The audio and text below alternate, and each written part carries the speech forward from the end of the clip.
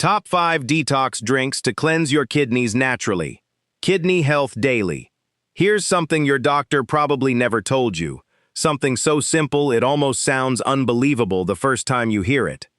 Nearly 37 million American adults live with some form of kidney disease, and most of them have no idea, because the early symptoms are almost silent, until swelling, fatigue, or high blood pressure finally forces a doctor's visit.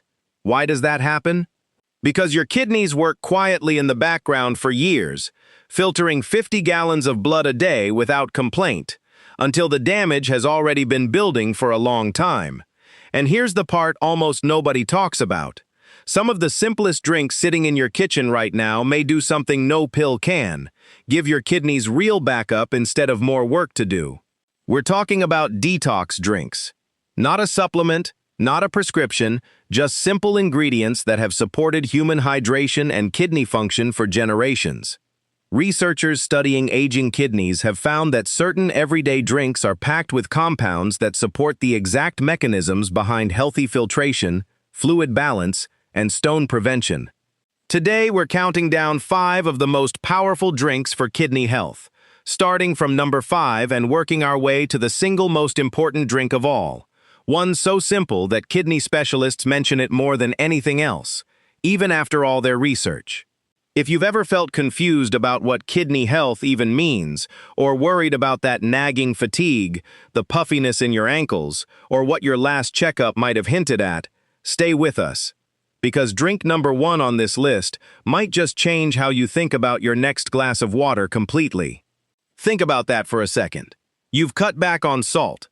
You've taken your blood pressure medication. You've done what you were told. And still, some days you feel swollen, tired, or unsure if you're actually protecting the organs quietly working behind the scenes. That worry is real, and it's more common than most people admit out loud. But what if the missing piece was never a supplement at all? Let's begin the countdown. Number 5. Cranberry juice. Unsweetened. Cranberry juice has a long-standing reputation for urinary tract health, and there's real research behind that reputation. Compounds in cranberries called proanthocyanidins may make it harder for certain bacteria to stick to the walls of the urinary tract, which can reduce the frequency of UTIs, an issue that, left untreated, can put extra strain on the kidneys over time. A surprising fact many people don't know is that cranberries were used for urinary comfort long before modern research existed, and it's only in the last few decades that scientists have actually identified the mechanism behind why they seem to work, giving old folk wisdom a real biochemical explanation. Cranberry juice is not a treatment for an active kidney infection or kidney disease, and it won't flush out anything on its own. Its real value is preventive. Fewer urinary tract infections generally means less repeated stress on the kidneys, since infections that travel upward from the bladder are one of the more common, avoidable causes of kidney irritation in older adults. How to use it. Choose unsweetened or low-sugar cranberry juice, around 4 to 8 ounces daily. Skip the sugary cranberry cocktail blends, since added sugar contributes to the inflammation and blood sugar swings that make kidney health harder to maintain, not easier. A common mistake is assuming more is better and doubling up on cranberry juice during a suspected infection instead of calling a doctor. Cranberry juice can support prevention, but it cannot replace antibiotics once an infection has already taken hold. Caution: cranberry juice can interact with blood thinners like warfarin, and its natural acidity isn't ideal for anyone with acid reflux. If you take a blood thinner, talk to your doctor before making it a daily habit rather than assuming it's automatically safe. Cranberry juice proves that sometimes the oldest home remedies still have real science quietly standing behind them. Number 4. Lemon water. Lemon water is popular for a good reason. Citrate, a compound found in lemon juice, is one of the most studied natural inhibitors of kidney stone formation. Citrate binds to calcium in urine and makes it harder for calcium oxalate crystals, the most common type of kidney stone, to form. A surprising fact many people don't know is that citrus fruits vary widely in citrate content, and lemons happen to sit near the top of the list, which is part of why urologists specifically recommend lemon water over other fruit juices when someone has a history of kidney stones. Beyond that, lemon water is simply a pleasant way to drink more water, and adequate hydration itself is one of the single best things you can do for kidney health, since it helps your kidneys dilute and clear waste more efficiently. Concentrated urine forces the kidneys to work harder and gives minerals more opportunity to crystallize, so anything that makes plain water easier to drink consistently throughout the day has real, practical value. How to use it? The juice of half a lemon in a glass of water, once or twice daily, is a reasonable starting point. There's no need to overdo it, since citrate benefits come from consistency, not concentration. A common mistake is treating lemon water as a stronger, faster version of plain water and gulping it quickly on an empty stomach, which can irritate the stomach lining and worsen reflux for some people. Sipping it slowly alongside a meal is gentler and just as effective. Caution: lemon is acidic and can bother acid reflux or erode enamel over time if sipped constantly. Drinking it, rather than sipping it slowly all day, helps with both. Rinsing your mouth with plain water afterward is a simple habit that protects your enamel without giving up the benefits. Lemon water is proof that one of the cheapest things in your kitchen can also be one of the most quietly effective. Number 3. Hibiscus tea. Hibiscus tea has drawn attention from researchers for two separate reasons. It's rich in antioxidants called anthocyanins, and several small studies have found it may modestly help lower blood pressure. That second point matters more for kidney health than most people realize, since high blood pressure is one of the leading causes of chronic kidney damage over time. Protecting your blood pressure is, in a very real sense, protecting your kidneys. A surprising fact many people don't know is that hibiscus gets its deep red color from the same family of pigments found in cranberries and dark berries, and that color is essentially a visible marker of its antioxidant content. The darker the brew, the more of these compounds it likely contains. What makes this connection especially important is how the kidneys and blood pressure influence each other in both directions. High blood pressure damages the tiny blood vessels inside the kidneys over years, while struggling kidneys can, in turn, make blood pressure harder to control, a cycle that makes early, gentle blood pressure support genuinely valuable. How to use it? 1 to 2 cups of brewed hibiscus tea daily, unsweetened, is a common amount used in the available research. Brewing it from dried hibiscus flowers, rather than a flavored blend, helps ensure you're getting a meaningful concentration of the compounds studied. A common mistake is adding heavy sugar or syrup to offset hibiscus's tart flavor, which quietly cancels out its benefits by reintroducing the blood sugar swings linked to inflammation and kidney strain. Caution: hibiscus tea can interact with blood pressure medications and shouldn't be treated as a replacement for them. If you have low blood pressure or take antihypertensive medication, check with your doctor before adding it regularly, since blood pressure that drops too low carries its own risks. Hibiscus tea shows that sometimes the prettiest cup on the table is also doing some of the most serious work behind the scenes. Number 2.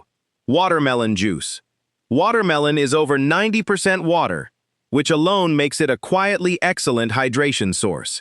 But it also contains citrulline, an amino acid that the body converts into arginine, which plays a role in healthy blood vessel function, including the blood vessels inside the kidneys themselves. A surprising fact many people don't know is that watermelon rind actually contains even more citrulline than the pink flesh most of us eat, which is why some traditional cuisines blend the white part closest to the rind into juices and smoothies rather than discarding it. Watermelon is also naturally low in sodium and phosphorus, two minerals that people with existing kidney conditions often need to limit, which is part of why it shows up so often on kidney-friendly eating lists. For someone managing early kidney concerns, that combination of high water content and low sodium makes watermelon an easy, satisfying way to stay hydrated without adding strain elsewhere. How to use it? A cup of fresh watermelon juice, or simply eating watermelon a few times a week fits comfortably into most diets. Choosing fresh watermelon over bottled juice blends helps avoid the added sugar that sometimes sneaks into store-bought versions. A common mistake is assuming that because watermelon is just fruit, portion size doesn't matter, and overdoing it in a single sitting, which can add up in natural sugars and fluid volume faster than people expect. Caution: watermelon does contain potassium. If you've been told to watch your potassium intake, particularly if you have advanced kidney disease, portion size matters here, and it's worth a quick conversation with your doctor or dietitian rather than assuming all kidney-friendly foods apply equally to your situation. Watermelon proves that some of the most refreshing foods in your kitchen are also doing quiet, meaningful work for your kidneys. Number 1. Plain water. It might feel like a letdown after 4 more exciting options, but every kidney specialist who studies this seriously ends up in the same place. Nothing outperforms plain water. Water is what your kidneys actually use to do their filtering work. Chronic mild dehydration forces the kidneys to work harder to concentrate urine, and over years, that extra strain is linked to a higher risk of kidney stones and, in some research, to a gradual decline in kidney function. There's no juice, tea, or supplement that replaces adequate daily water intake. They can only complement it. A surprising fact many people don't know is that by the time you feel thirsty, your body has often already lost a measurable amount of fluid, meaning thirst is less of an early warning system and more of a signal that mild dehydration has already begun. This is also why the 4 drinks before this one work best as supporting players rather than substitutes. Cranberry juice, lemon water, hibiscus tea, and watermelon juice all bring something genuinely useful to the table, but every one of them is delivering that benefit inside a base of water. Take the water away, and the benefit goes with it. How much is enough? General guidance for most healthy adults lands around 6 to 8 cups, about 1.5 to 2 liters, daily, though needs vary with body size, climate, activity level, and existing health conditions. People with certain kidney or heart conditions may actually need to limit fluids, which is why this is genuinely worth discussing with your doctor, rather than guessing. A common mistake is trying to catch up on hydration by drinking large amounts all at once, which just sends most of it straight through the kidneys, rather than being absorbed and used efficiently. Steady sipping throughout the day works far better than a few big gulps. The simplest habit that helps most: keep a water bottle within reach and sip through the day, rather than waiting until you're thirsty, since thirst is already a sign of mild dehydration setting in. Plain water proves that the most powerful habit for your kidneys was never hiding in a specialty drink. It was sitting in your kitchen tap the whole time. So there you have it, 5 drinks, each with a real, research-backed reason to earn a spot in your routine, and one very unglamorous champion sitting quietly at the top. None of these are a cure, a cleanse, or a substitute for medical care. If you have diagnosed kidney disease, high blood pressure, or take medications affected by potassium, sodium, or blood thinners, please loop your doctor in before making big changes, since the caution notes above aren't small print. They're the difference between a helpful habit and a harmful one. If this helped clear things up, share it with someone who worries about their kidney health, and let us know in the comments which drink you're adding to your routine this week. This content is for general educational purposes and isn't a substitute for personalized medical advice.